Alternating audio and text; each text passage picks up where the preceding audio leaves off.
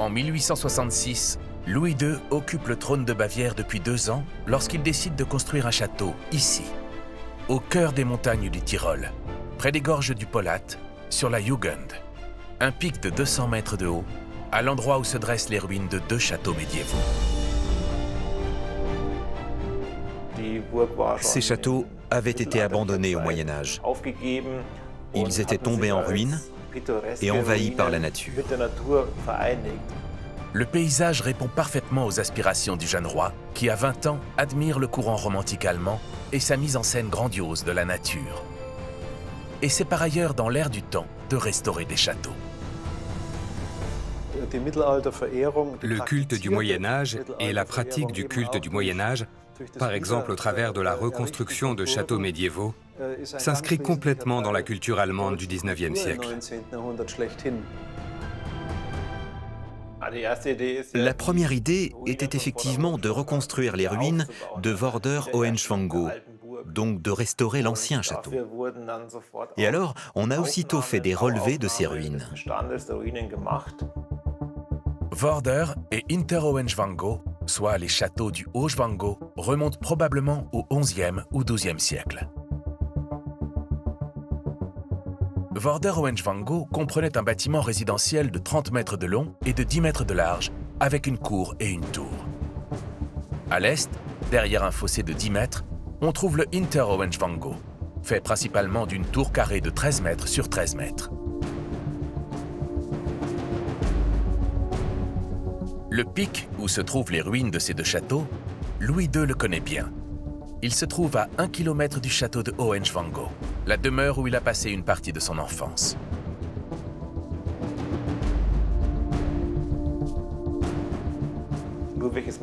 Louis II venait souvent se promener avec son frère et sa mère dans les environs.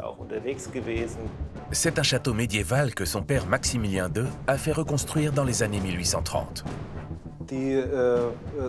Le château de Schwangau, qui aujourd'hui s'appelle donc Hohenschwangau, avait été construit au XIIe siècle. C'était la résidence ancestrale des comtes de Schwangau. Maximilien II a vu ce château et a eu envie de l'acheter.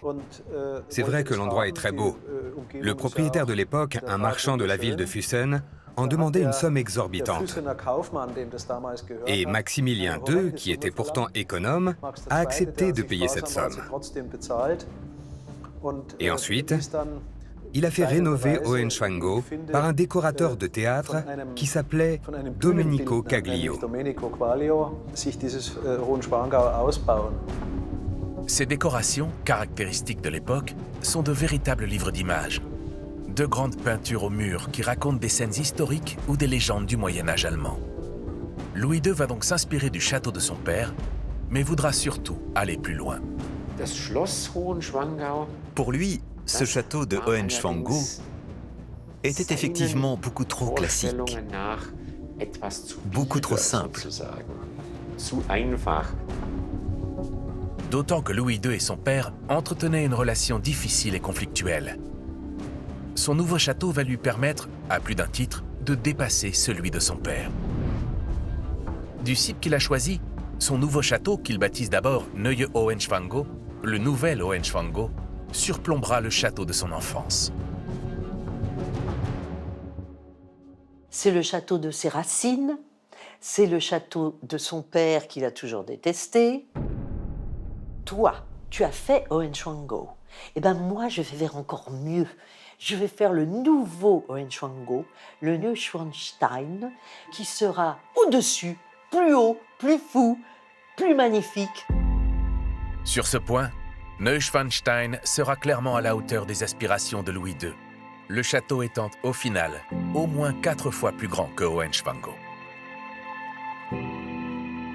Mais la rivalité filiale n'est pas la seule raison de l'essor de ce qui devait être une simple reconstruction de ruines. Il y a aussi une raison géopolitique. En 1866, les différents royaumes allemands, dont la Bavière, sont regroupés dans une confédération germanique dominée par l'Autriche.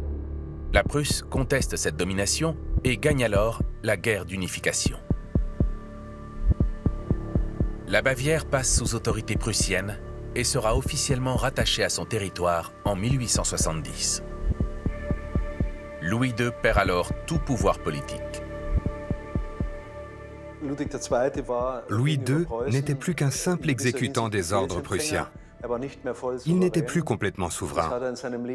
C'est une situation qu'il n'a jamais acceptée ni digérée. Et cette idée de construire ses propres châteaux, c'est en réalité une réaction très concrète aux humiliations qu'il a subies sur le plan politique.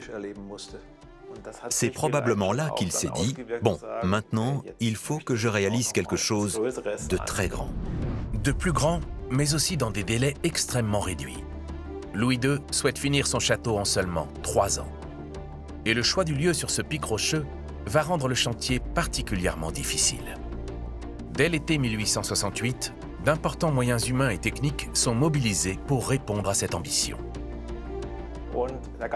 Tous les services de la cour se mettent immédiatement au travail et un géologue est dépêché sur place pour examiner et analyser ce pic rocheux et les ruines. Car la question est, peut-on vraiment construire un château à cet endroit? La roche est-elle suffisamment massive et suffisamment solide?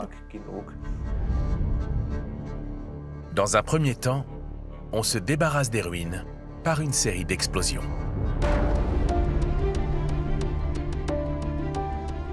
Mais tandis que ce géologue inspecte les ruines, le roi a déjà une nouvelle idée. Finalement, il voudrait un château encore plus grand. Et il demande alors de vérifier s'il est possible d'agrandir la surface constructible. Les explosions continuent donc pour niveler et abaisser le pic. Près de 8 mètres de roches sont déblayés pour faire place aux fondations. La surface finit par atteindre une longueur de plus de 100 mètres. Il n'y a rien d'unique à construire un château par-dessus un château existant. Mais d'habitude, les plans ou les ruines du précédent château sont intégrés, au moins en partie. On réutilise les fondations ou des matériaux pour permettre de réduire les coûts. Mais Louis II ne s'en soucie pas. C'est le roi. C'est son rêve, son château. Et il va le construire coûte que coûte. Le plateau est agrandi, mais un problème demeure. Le grand ravin qui sépare les deux ruines des anciens châteaux. Pour combler ce vaste trou et accueillir la construction du nouveau château, il va falloir former des fondations solides grâce à des murs de briques allant jusqu'à 50 mètres de haut. Pour relier les deux châteaux d'origine par-dessus ce ravin, au lieu de construire un pont, il construit un château. Il le construit d'un seul tenant, pour le rendre plus solide et renforcer l'idée que c'est un seul château. Ça consolide son image, une image imposante, forte, résistante.